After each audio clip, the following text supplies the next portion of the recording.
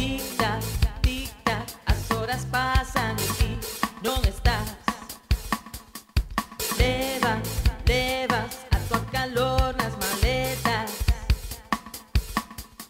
A túa imaxe ven comigo a todas partes. Hai un ano nomeaba aquí o encontro con coa estatua de Curros, a figura de Pondal, aqueles ecos. Hoxe viñen pola praza de María Pita e, bueno, atopei unha cosa moi bonita que son os perfís dos nosos nenos, nenas, mociños e mociñas, pois demandando ser felices, non?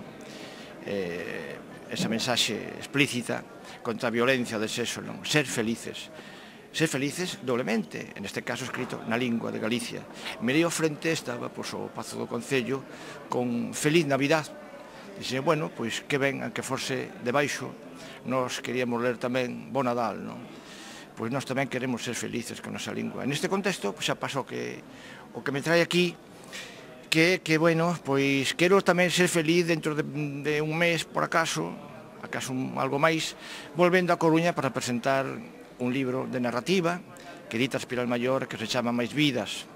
Leva xa un tempo na espera e na esperanza de ver a luz e penso que vai ser este ano. Por lo tanto, retornarei a Coruña e estou, como dicía antes, contento. Sempre atopei aquí esa acollida dun espazo pois que foi noso, que sigue sendo noso, pero bueno, cos medos todos a que as intemperies que veñen pois nos arreden deste orgullo.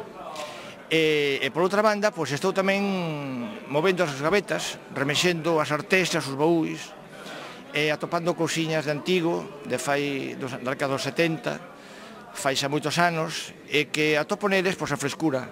Vexo malí eu mesmo, non?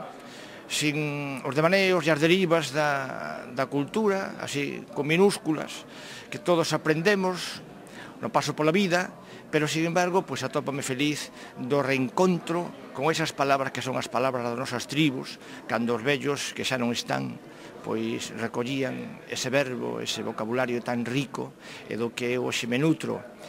Por lo tanto, esa intemperie, por unha banda, e esa riqueza nas gavetas pola outra, pois estánme dando forza e furia un tempo, non?